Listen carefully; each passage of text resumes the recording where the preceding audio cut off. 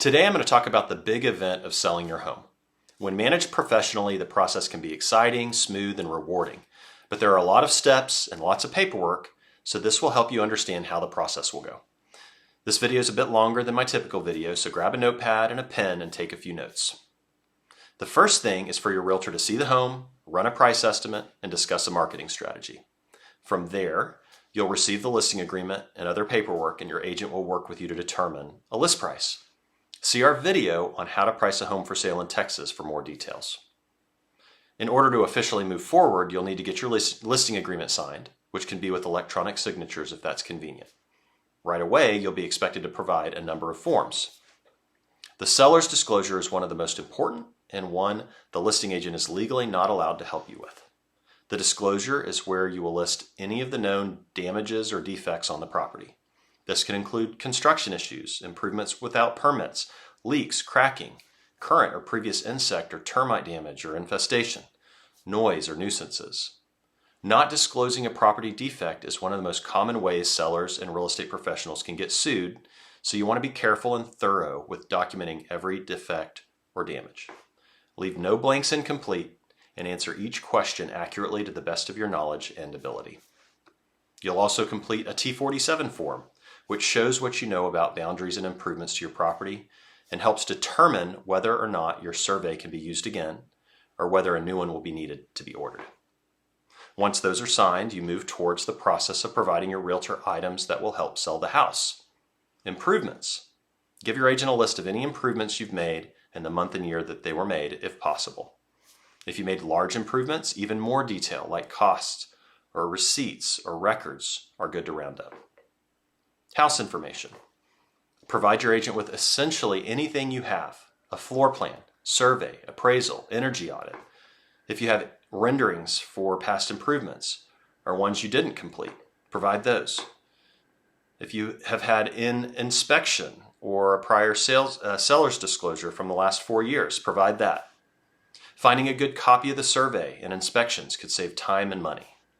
Then information such as the municipal utility district, water district, statutory tax districts, public improvement districts, or propane gas service areas. And if you have a homeowners associations, provide the name and contact information. Depending on your property, you may also need to fill out a condominium addendum or a sewer form. If your home was built before 1978, you'll also need to fill out a federally required lead-based paint form. And you might want to run a permit search to see if there are any unresolved approvals. Your agent can help with this. As a heads up, if your home is served by Austin Energy, you'll likely be required by the City of Austin to have an energy audit, and this must be completed before or during the option period unless you have an exemption. Next, and this is an important part of marketing, give your agent a short list or description of things you love about the house and the location. You see firsthand what makes your home special, and this is the time to communicate that. Let your agent know of anything that you'll be removing from the home prior to the sale. This could be a light fixture, a hot tub, a TV mount, a storage shed, curtains, anything where there might be some confusion. Make this clear from the start. These will need to be written out in the sales contract and possibly as an addendum to the seller's disclosure. You'll also decide what furniture and decor stays and what goes. Find what to clear out as it relates to clutter, and present the home in the best light for home buyers. Also, let your listing agent know if you plan to leave any personal property at the home after the sale, such as a refrigerator, hot tub, or a washer and dryer. Some buyers may not want them, while others may be willing to purchase them, so discuss the approach with your realtor. You'll also want to make decisions on what repairs to make before listing and whether to have the home pre-inspected. See our video, Should I Get My Home Pre-Inspected, for details. This is something you can discuss with your agent. Also, talk with your agent about whether the home should be staged. Your agents will have recommendations and can get help by helping you get a quote for those services. See our video on Should I Stage My Home When Selling for more details. Pick a date for photos. The agent will schedule these, and it's typically the last task before we can list your home in the MLS and complete our marketing package, such as a print flyer, e-flyer, social media posts, and emails. Then we'll place a property sign and lockbox at your home if appropriate. Provide your agent with a copy of the house key. This is for the lockbox or for various access by the agent. Of course, we'll need to decide how to show your house. Typically, buyer agents show homes to their buyers, while a buyer with an agent will make an appointment with your agent. With luxury listings, sometimes the flexibility of lockbox showings is best, and sometimes it's better to have your agent present for showings.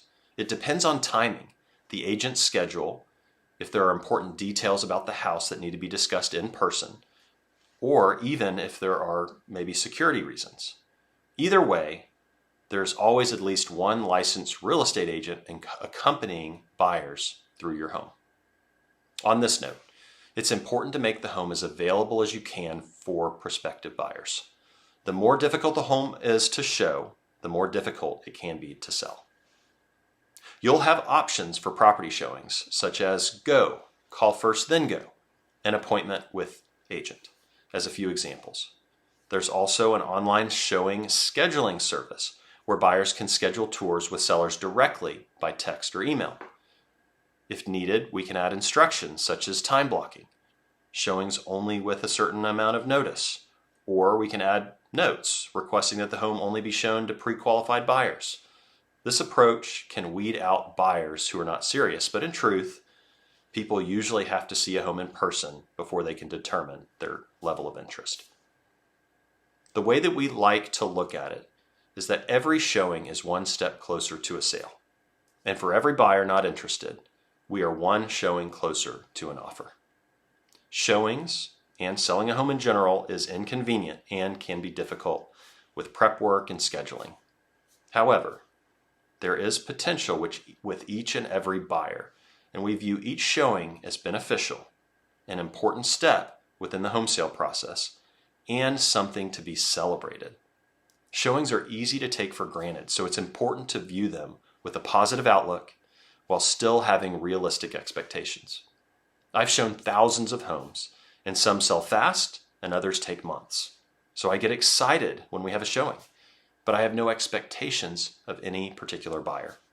When a buyer has serious interest, an offer will come naturally, and it often happens when you're not expecting it. I also don't get too caught up in feedback from any particular buyer, but I do listen to the overall feedback. Agents seek feedback after showings to get an idea of interest and comments. Not all will provide feedback, but many do, and we do our best to get that feedback.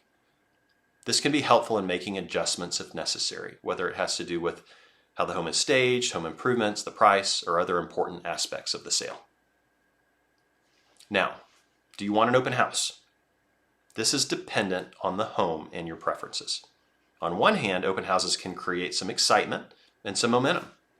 On the other hand, they can sometimes be a waste of everyone's time and effort, as well as your privacy and security. When the market's hot and your home shows really well, it can be a great way to get a lot of traffic through all at once. That said, serious buyers almost certainly will schedule a tour regardless of whether your agent holds the house open. We view open houses as a tool in our toolbox when it makes sense and could create a sale. Generally speaking, we found holidays are actually not a good time for open houses. You may also have the option of having your house be part of an agent tour, depending on what's available at the time and in your area. When the circumstances work out, we encourage agent tours. Once your property is listed, your agent will work the marketing plan and get as much exposure for the property as possible. This is true whether the market is red hot or whether the market's slow for months.